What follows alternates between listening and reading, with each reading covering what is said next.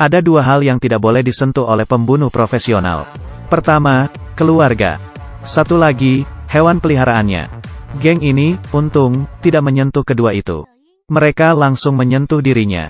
Ia adalah Hutch. Ia biasanya terlihat seperti pria baik di rumah.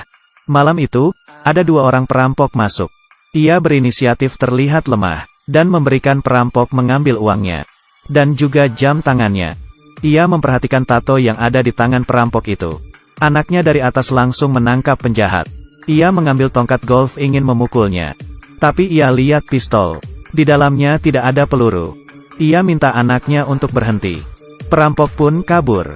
Anaknya bingung dan marah kepadanya. Polisi yang datang juga berkata, "Kalau ini keluarga saya tidak akan melepaskan mereka." Esok harinya, di kantor, adik iparnya juga merendahkan Hutch. Ia bisa menahannya. Sampai di rumah, putrinya bilang gelang gambar kucingnya hilang. Gelangnya ditaruh di piring itu. Setelah tahu, ia langsung keluar rumah. Ia datang ke tempat ayahnya, mengeluarkan senjatanya, dan bilang ke ayahnya ada sedikit masalah. Ayahnya juga mengerti. Ia pergi ke tempat tato. Bosnya orang kejam. Ia mulai menepuk tangannya ke meja. Ia langsung mengeluarkan sejumlah uang. Orang di sebelahnya melihat tatonya. Ada suara bel pintu dan ia bergegas pergi. Menguncinya di luar. Bos mengerti. Ada yang bisa saya bantu? Bawa saya bertemu dengan orang ini. Kedua perampok adalah sepasang suami istri. Saat mereka mau makan, ia langsung menonjok wajah pria itu. Wanita langsung melepas jam tangan. Ia bertanya mana gelang gambar kucing. Pria menjawab ia tidak melihatnya. Ia mendorong pria, mengarahkan pistol dan mau menembak. Tiba-tiba terdengar suara bayi menangis. Ia masuk ke kamar, melihat bayi pakai masker oksigen. Ia baru tahu, suami istri ini melakukannya untuk hidup mereka. Ia lagi-lagi melepaskan mereka. Ia keluar dan kesal, sambil menonjok tembok di luar. Kedua tangannya terluka. Pulang naik bus. Tiba-tiba ada geng mafia keluar. Mengebut kencang. Menabrak tong di jalan. 5 orang ini mabok dan turun dari mobil. Ada kalian. Buat apa harus menonjok tembok? Mereka masuk ke dalam bus. Menggoda para penumpang. Mulai melangkah satu persatu. Ia sudah tidak bisa menahannya. Ia pergi ke depan bus. Menyuruh supir bus turun dan tutup pintu. Puas dengan keberadaan mereka. Di dalam bus, ia mengeluarkan pistol. Dan mengeluarkan seluruh isi peluru. Tersenyum berkata, "Aku akan menghabisi kalian." Mereka langsung ketawa. Pria kepang ini mulai menonjoknya. Ia pun balas menonjoknya. Di seberangnya ada satu orang lagi. Kepalanya terbentur. Ia benar-benar marah.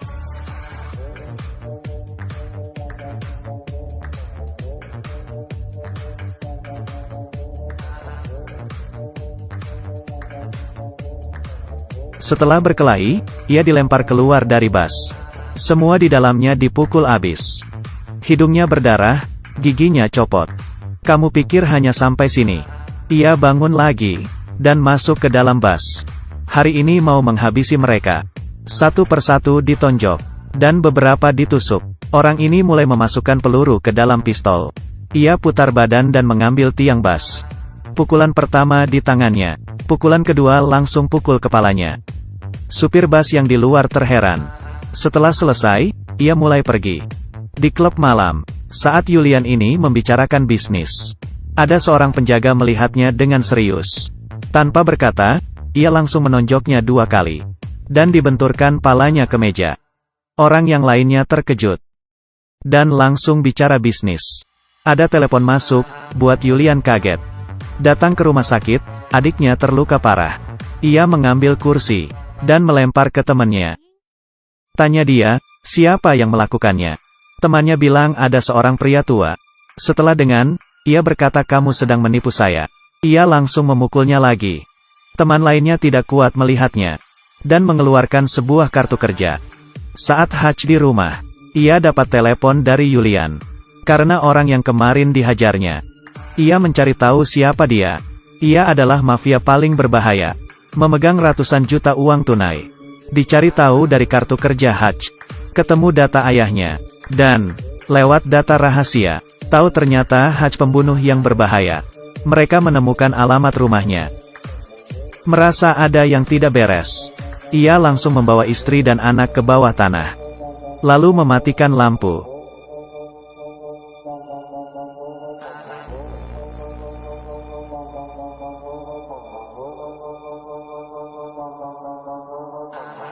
Menghajar mereka, tapi ia disetrum dan pingsan. Mereka membawa Haj ke dalam bagasi, bersiap membawanya ke Yulian. Saat ia sadar, ia mulai mencoba melepaskan tangannya dan membuka apar.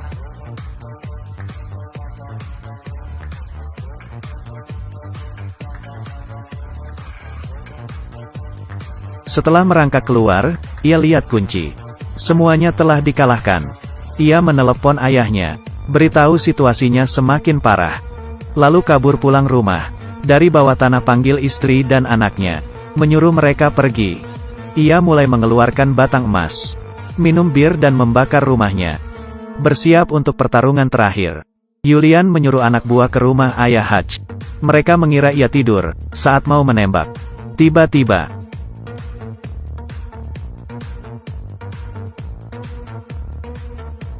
ia datang ke kantor, membeli pabrik dengan semua batang emasnya. Ia mulai membuat jebakan, menyiapkan senjata, mulai merakit jebakan bom, jebakan di lantai. Semuanya sudah siap. Ia membawa bensin, pergi ke klub malam. Yulian sedang menari dan menyanyi di panggung. Di tengah nyanyian, ia sambil menembak. Penjaga pintu, monitor, keamanan. Semuanya tidak ada tersisa. Ia memasukkan bensin ke dalam tangki. Nyalakan api. Semua uang basah karena bensin. Ia mengambil setumpuk uang dan melemparnya ke dalam. Saat Yulian sedang menyanyi, ia sadar di depannya adalah Haj sedang makan steak. Ia turun dari panggung. Di sekitarnya ada 40 lebih pistol. Ia bertanya masih berani datang. Ia mengeluarkan bom, meminta ngobrol berdua. Anak buahnya langsung pergi, dan ia duduk. Haj bilang uang dia sudah habis terbakar. Kenapa tidak mempertimbangkan buka warnet pas pensiun? Yulian langsung marah. Ia juga tidak berani apa-apa karena bom ini. Misinya berhasil dan mulai pergi. Balik ke mobil, dalam 3 detik. Yulian mulai mengejar. Haj melaju. Yulian balas dendam. Di jalan sambil menembak. Terpaksa ia harus masuk ke gang. Di depan ada mobil musuh. Di belakang juga ada musuh pegang senjata. Ia cari kesempatan untuk mulai menembak. Membelokkan arah. Terus melaju. Saat mafia sampai di pabrik, baru turun langsung tertembak di pundak. Dari atas ada rekan satu tim mulai menembak. Di bawah ada ayahnya juga mulai menembak. Di dalam pabrik, ia menggunakan kompresor untuk melepas granat. Temannya mulai menembak jarak dekat. Satu tembakan langsung mengalahkan 3 orang. Ia menggunakan perangkap menembak musuh. Sampai di pabrik, menerbangkan tongkat baja ke arah 2 musuh. Di dalam pabrik, 3 orang terus menembak. Musuh satu persatu terkalahkan. Musuh satu persatu terkalahkan. Tersisa Yulian bosnya. Haj sudah tidak ada peluru. Ia pikir ceritanya akan kebalik. Tidak ada yang tahu, Haj membawa kaca yang sudah terpasang bom. Perang berakhir. Ketiganya merayakan bersama. Ia membawa istrinya beli rumah baru. Ayahnya dan tim membawa banyak senjata. Tegang dan tidak terbayangkan. Teriakan dan tembakan dimulai. Makan popcorn sambil nonton. Ia memang memberimu tembak-tembakan. Dan juga menunjukkan kebenaran. Ia menghapus 3 angka di depannya. Tingkat rumah tidak rata-rata. Rekomendasi 4 bintang untuk film, bukan siapa-siapa. Aliran film dan komentar terkenal. Klik untuk mengikuti film ini.